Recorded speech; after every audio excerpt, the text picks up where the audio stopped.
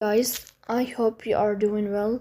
Today we will talk about how to fix or how to solve the problem of PayPal app. You will go to settings. Here in this page we click on apps, default apps, app settings.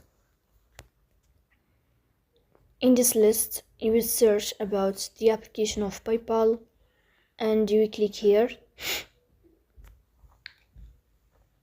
In this page of app info you will click on first stop and you will click OK.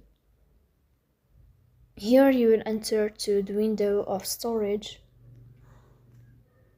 Then we click on clear cache.